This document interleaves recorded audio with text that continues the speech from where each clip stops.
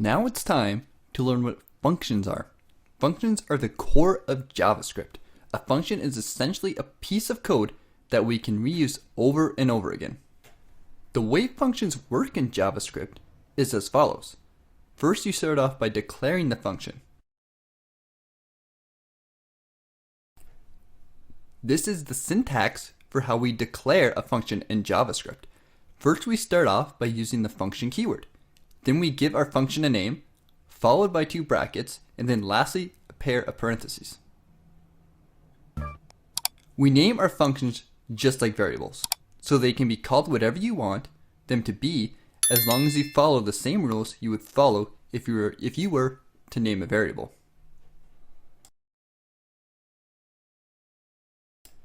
In the parentheses, we simply add our code we want to run.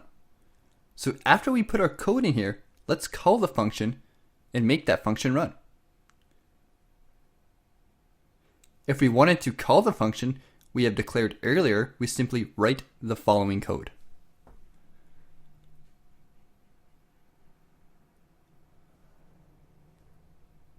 We type out the function name as follows. Now what this does is it'll call upon the function that we declared earlier and output the code that we entered in the code block. Let's save this and see what happens. We can see here that our function now runs to the page. To give you a better example of how this works, let's copy this and call upon our function many times in our script. So now, whenever we want this particular code to run, all we got to do is call the function. If you run our program, we can see that our code is entered over and over again. This is really cool for pieces of code that we can reuse over and over and over again in our programs. As you work more with JavaScript and you work with more libraries such as jQuery, you will see that there are many functions that other people make that we can use in our programs to make our JavaScript programs more easier to code and more powerful. Functions are pretty neat because we can use them to return a value. In order to do this in JavaScript, we use the return keyword. For example, if we take a look at the following piece of code, we can see a return value with a variable attached to it. So if you write a document.write command and use our function name, our return value will be displayed. Basically what this is saying is after the function runs, we're returning the value of our function to our function name. So if we document.write our function name, our final value of our function will then be printed to the document. This could be a little bit confusing and the syntax is a little bit weird to understand. But once you work with functions, it will become a little bit more clear and make more sense. Basically, our final value of random number is stored in our function name, and then when we call upon a function name, we can use it as a variable however we like. I'm going to add a few more commands here just to kind of show you what I mean. Let's add an alert command and write our function name, and you'll see that the final value from our function is outputted to this command. So if you had a function with a lot of math or something like that in it, we can add the function and then grab the final value of the function and use it however we want in our program. Pretty cool, right? This is the very basic way of returning a value from a function. As you work more with JavaScript and get better at it, you will learn more advanced ways you can work with functions. For now, just try to understand how this works. And once you learn how to get a value from a function, in the next video, you're going to learn how to give information to a function. Last but not least, I'm going to change our variable here to a string so that when we run our function, we can see that our string we entered is outputted to the page. So try this out on your own and see if you can get it to work. If you have any troubles, just start a discussion for this video and I'll help you out. In the last video, you learned how to get information from a function. In this lecture, you are going to learn how to send information as well. An argument is a type of information that we can send to a function.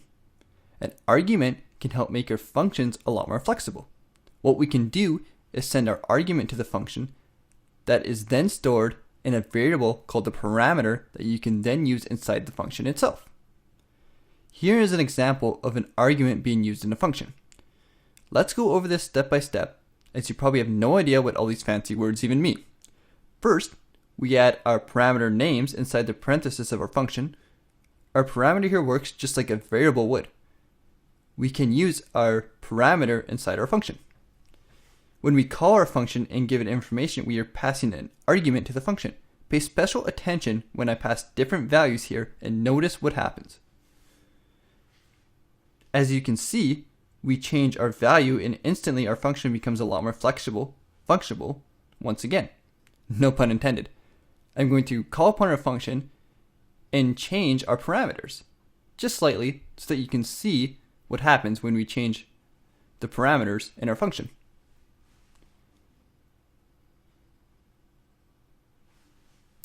Pretty cool, eh? This lets our functions be a lot more reusable. If you look at this one more time, basically the a and the b, when we call upon a function, is representing something within our function. We see the a and the b is in the middle of our document.write. Whatever we change the a to b when we call upon a function, that will then change whatever string is put in our document.write command. Pretty cool. We can do this with integers and anything else as well. When you are adding multiple arguments and parameters to a function, keep in mind the more of each you include, the harder it is to read the code and keep track of everything that is going on here. Later on, you will learn some better ways of passing larger amounts of information to a function. But for now, try to keep your arguments and parameters limited so you have an easier time understanding and working with your code. Once you get better, you will learn better ways of passing information to a function. Now, while creating all these variables and functions, you might think that the names of variables will overlap with each other, and this does actually happen quite frequently. For example, jQuery is a popular library that you might use. Chances are you're going to, by accident, name a variable in your function the same as one that already exists in another function. The good news is that variables and functions do not overlap or write over each other. JavaScript treats each function like it has its own program and its own variables that are in their own separate universe. Each function has its own scope, as so to speak.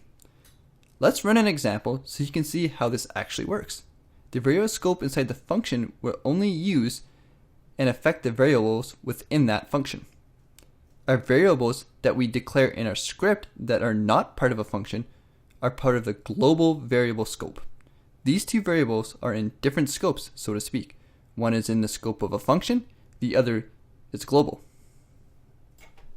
So here I created a script where we use the variable test, and we have a variable test declared at the top of the page, which is our global scope, and then we have a function with the variable test where we declare a different number.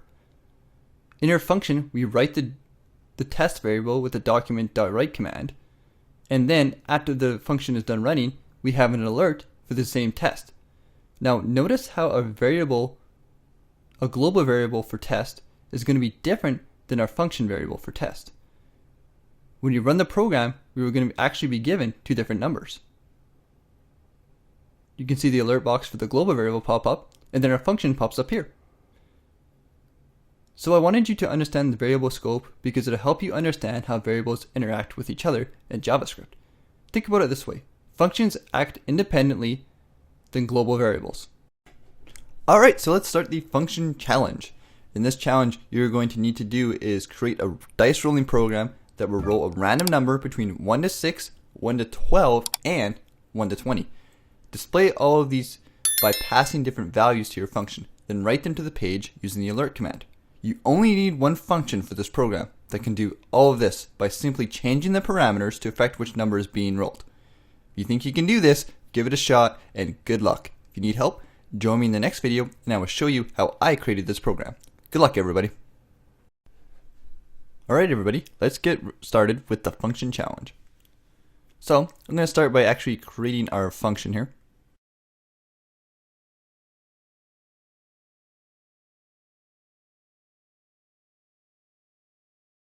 I'm going to give it the name of dice roll.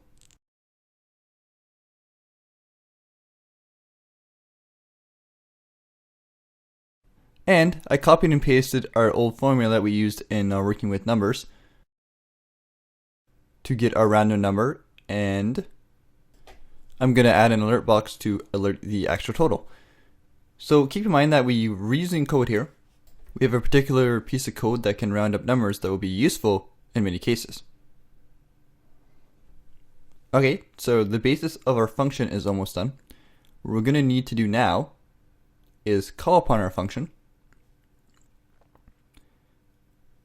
But because we're adding different dice rolls, we need to add a couple parameters here. We're going to call a here, and we're going to switch our number that we're multiplying it by and insert a. Because remember, we need to make a dice roll function that can do a 6-sided dice, a 12-sided dice, and I think it was a 20-sided dice. So all we need to do is put the sided dice we want here when we call upon our function, and boom, our function works. So let's put 4, or 6, 12, and 20. I believe those are the right numbers. So I'm also going to add a fourth one just to, again, show you guys how this works. So let's go over a function really quickly. Our function creates a random number using our parameters that we added, and then alerts that number to the screen. And we're calling upon our function 4 times in this script, once with each different parameter. So let's run the program and see what happens. Alright. Cool. That one seems to be pretty good. Yep. Alright, we can see our number is slowly increasing in our odds. So we can see that our program is working pretty good. Let's run it again, just to test. One more time. Can't hurt to always try it. 3rd time is a charm. Okay, so we can see that our function program is working correctly. This challenge was not too hard, but I wanted to educate you guys, and I wanted you guys to know how to make functions work. Functions are really cool. They really cut down on the pieces of code that we need to run, and now you have a function that can roll around a number, and we can just change the parameters to get a different sided dice roll.